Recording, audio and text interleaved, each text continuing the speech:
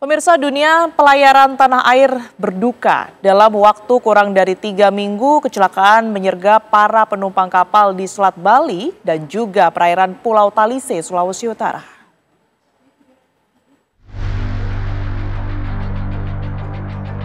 Hanya berselang 2 minggu peristiwa kecelakaan di perairan yang melibatkan kapal penumpang kembali terjadi. Terbaru, KM Barcelona 5 yang mengangkut rombongan personel kepolisian dan keluarga terbakar di perairan Pulau Talise, Minahasa Utara, Sulawesi Utara. Jumlah penumpang KM Barcelona 5 diperkirakan mencapai 280 orang saat peristiwa terjadi. Proses evakuasi pun melibatkan personel gabungan dari Basarnas, Bakamla, Ditpolairut Polda Sulut, hingga Satpolairut Polres Minahasa Utara, termasuk aparat pemerintah daerah, TNI, dan masyarakat. Sebelumnya, peristiwa kecelakaan moda laut juga menimpa KMP Tunu Pratama Jaya di Selat Bali pada 2 Juli lalu dan menyebabkan 19 orang tewas dan 30 lainnya ditemukan selamat. Hingga saat ini proses pencarian masih terus dilakukan. Terlebih, masih ada penumpang yang tidak terdata dalam manifest KM Tunu Pratama Jaya. Apakah standar keselamatan pelayaran sudah terpenuhi dengan baik di seluruh kapal penumpang yang beroperasi di tanah air?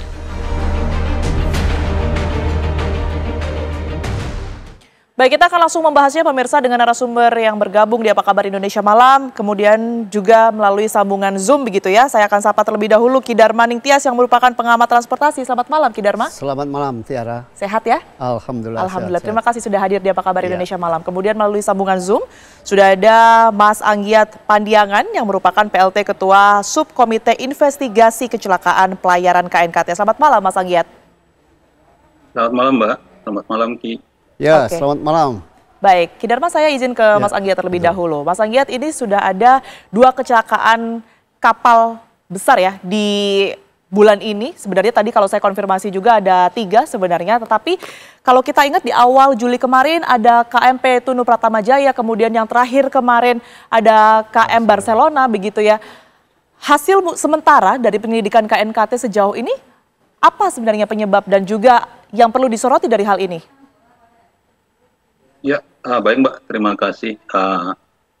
Pertama-tama kami juga turut mengucapkan berbelasungkawa atas korban jiwa akibat kecelakaan yang terjadi, baik akibat kecelakaan KMP Tunu Pratama Jaya dan juga KM Barcelona 5A.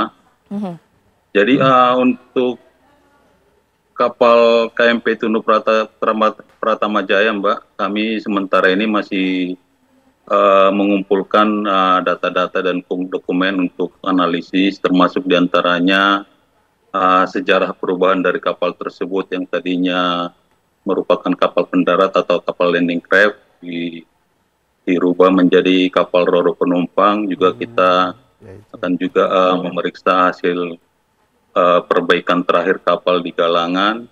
Nah, nanti semua data-data termasuk juga keterangan dari awak kapal dan penumpang yang kami peroleh pada saat investigasi nanti akan kami kumpulkan semua dan kami lakukan analisis. Kemudian baru dari sana kami nanti akan dapat menentukan faktor penyebabnya, kenapa kapal tersebut bisa terbalik dan akhirnya tenggelam.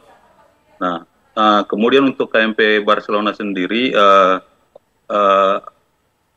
tim sudah terbentuk Mbak, jadi dalam waktu dekat akan segera berada di lokasi dan akan juga berkoordinasi dengan otoritas tempat di lapangan. Terus sama Mbak, kita juga akan terlebih dahulu mengumpulkan data-data kapal, baik juga nanti juga akan menggali informasi dan keterangan dari saksi-saksi, terutama yang pertama sekali melihat sumber api berasal dari mana, kemudian juga nanti termasuk juga informasi dengan mewawancarai kru kapal.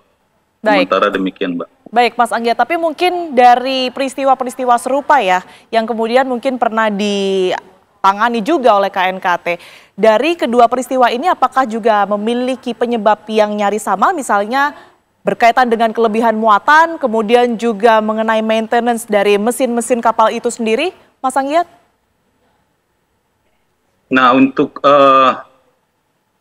kapal Tunu Pratama Jaya, kami masih menunggu hasil data jumlah muatan yang naik di atas kapal, Mbak. Jadi nanti dari total muatan kendaraan truk yang naik di atas kapal itu, kami akan melakukan kalkulasi dan kami juga akan bekerja sama dengan dalam hal ini ITS akan melakukan simulasi apakah dengan jumlah muatan tersebut dapat menyebabkan karamnya kapal. Jadi ini masih dalam tahap analisis, Mbak. Jadi belum dapat kami kemukakan di sini. Jadi nanti pada akhirnya setelah kami nanti selesai melakukan hasil investigasi ini, hasil investigasi kami tentu akan kami publis ke khalayak ramai, demikian, Mbak. Berapa lama waktu yang dibutuhkan KNKT untuk menemukan penyebab dari kecelakaan-kecelakaan ini, Mas Anggiat?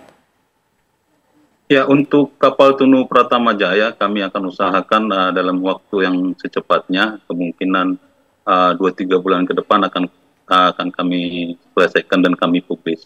Demikian, Mbak. Oke, baik. Saya ke Kidarma. Kidarma, Anda melihat kecelakaan bisa dikatakan dalam sebulan ini yang terbanyak begitu ya, sepanjang sejarah terjadi sebanyak 3 kali, 2 lebih besar bahkan memakan korban begitu. Masalahnya di mana, Ki? Saya kira sangat kompleks ya. Artinya ini sebetulnya kalau kita orang transport gitu ya melihat ini adalah puncak dari gunung es saja. Jadi sebetulnya persoalannya itu sangat kompleks sehingga tiba-tiba sekarang puncaknya sedang muncul. Kenapa saya katakan sangat kompleks? Pertama dari segi bisnis ya, sebetulnya teman-teman operator ini kan punya kapal yang seharusnya supaya investasinya cepat balik itu operasionalnya 30 hari dalam sebulan misalnya, tapi rata-rata itu maksimal 15 hari saja. Nah, sehingga investasinya lambat balik ya. Kalau sementara biaya operasionalnya kan 30 hari. Ya. Artinya apa? Artinya pendapatan yang kecil itu dipakai untuk operasional yang besar. Dalam hal itu pasti ada yang dikalahkan. Yang dikalahkan apa? Maintenance. Mungkin juga pengadaan sumber daya manusia yang bertanggung jawab untuk safety dan sebagainya. Jadi ini sebetulnya persoalan kompleks. Karena itulah sebetulnya kalau mau mengatasi ya pengusaha itu harus dibuat untuk tidak rugi. Gitu. Jadi kalau mereka sudah investasi besar, ya selain perlu ada subsidi, perlu ada insentif, paling tidak mereka itu bisa beroperasi ya lebih dari 15 hari lah. Katakanlah nggak nyampe 30 ya mungkin 20 sampai 25 hari gitu. Sehingga pendapatannya meningkat. Itu satu. Yang kedua saya kira yang menarik dari penjelasan Pak Anggiat tadi adalah KNKT sekarang sedang mengumpulkan data mengenai jumlah penumpang, mengenai jumlah barang dan sebagainya ya. Dari kapal Tunu ya? Bobot, ya. Itu artinya ada persoalan sistemik soal muatan? Manifest penumpang maupun muatan. Betul. Jadi seharusnya kalau manifest muatan dan penumpang itu dilakukan dengan baik, KNKT nggak perlu repot-repot, tinggal tanya aja kepada sah bandar mana data kapal ini, berapa muat, berapa penumpang, berapa truk, berapa motor, isi truknya apa saja, itu harusnya sudah ada. Artinya ini menunjukkan kelemahan dari sisi regulator itu sendiri. Karena itu saya kira harus ada satu pengawasan yang lebih ketat, yang kalau perlu ya berkali. Artinya sekarang masih longgar ya, Ki? Ya kalau kita lihat kasusnya seperti ini kan berarti sangat longgar di lapangan. Peristiwa ini bisa menjadi salah satu indikator untuk perbaikan pengawasan tentunya ke depannya. Saya mau ke Mas Anggiat terlebih dahulu. Mas, kalau tadi sempat disinggung oleh Ki Dharma mengenai manifest ya, ini apakah juga menjadi salah satu fokus yang nantinya akan diinvestigasi oleh KNKT? Ya, tentu Mbak, kita dalam melakukan investigasi pasti kita lakukan secara menyeluruh, baik dari sisi manifest, jumlah muatan, terus layak lautan kapal dan sebagainya pasti akan kita lakukan secara menyeluruh. Dan dari data sertifikat kapal Tunu Pratama Jaya ini, dari sertifikat keselamatan angkutan penyeberangannya, jumlah penumpang yang diizinkan itu 60 orang, kemudian juga untuk jumlah pelayar yang memenuhi alat keselamatan itu untuk 76 orang. Sementara data sementara penumpang yang kami dapat dari operator dan SDP sejumlah 53 orang. Tapi kami masih akan menunggu data final hasil operasi SAR. Jadi totalnya nanti berapa penumpang yang selamat, berapa yang meninggal, dan berapa yang dalam pencarian. Jadi nanti kami akan bandingkan data tersebut, Mbak. Tapi kalau kita lihat dari peralatan keselamatannya, sebenarnya ini kapal ini seperti life jacket dari hasil sertifikat yang kami miliki. Dia memiliki pelampung penolong sebanyak 141 biji, di mana 134 biji dikhususkan untuk penumpang dewasa dan 7 biji untuk penumpang anak-anak. Jadi sebenarnya untuk pelampungnya itu masih mencukupi untuk total penumpang yang ada. Demikian, Mbak. Oke, baik. Tapi kalau dari hasil investigasi yang lagi-lagi pernah dilakukan oleh KNKT begitu ya, apakah permasalahan manifest ini juga ataupun juga kelebihan muatan begitu ya bisa menjadi salah satu penyebab yang kemudian sering terjadi adanya kecelakaan kapal, Mas Anggiat? Ya benar, Mbak. Berkaca dari kejadian Sinar Bangun 4 di Danau Toba, memang persoalan jumlah penumpang yang berlebih itu menjadi salah satu penyebab terjadinya kecelakaan kapal, dan kemudian tidak terdatanya kapal juga penumpang juga menjadi salah satu dilema bagi petugas SAR dalam melakukan penyelamatan, karena jika ada manifest yang pasti, kemungkinan tim SAR akan dapat melakukan pencarian lebih efektif. Misalnya kalau memang manifestnya ada 40 orang, sudah ketemu 36, berarti kan sisa 4 orang yang dicari. Tetapi kalau tidak ada kepastian terhadap jumlah penumpang yang sebenarnya di atas kapal, ini akan menjadi dilema bagi tim SAR dalam melakukan operasi SAR-nya.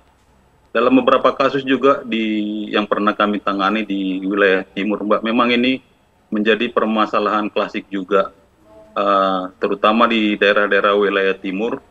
Kalau di wilayah barat misalnya kan mungkin pelabuhan-pelabuhannya itu sistem tiketingnya atau pelabuhannya sudah steril dari penumpang. Sementara di wilayah-wilayah timur sana masih banyak pelabuhan-pelabuhan kecil yang pelabuhannya itu tidak steril. Jadi penumpang dari manapun bisa naik di atas kapal yang lolos dari kontrol petugas di darat. Demikian, Mbak. Oke, baik. Ki Dharma, kalau sebenarnya dilihat dari alat-alat penyelamatan ya, seperti mungkin life jacket atau mungkin skoci, kalau kita berbicara mengenai kapal penumpang begitu, apakah sejauh ini sudah memadai? Karena tadi sudah disinggung juga oleh Pak Mas Anggiat begitu ya, bahwa sebenarnya kalau dari jumlah ini masih memadai begitu, kita berbicara dalam konteks kecelakaan yang dialami oleh kapal Tunu. Tapi dijawab nanti ya Ki ya, usai jeda kami akan kembali untuk Anda pemirsa di Apa Kabar Indonesia Malam.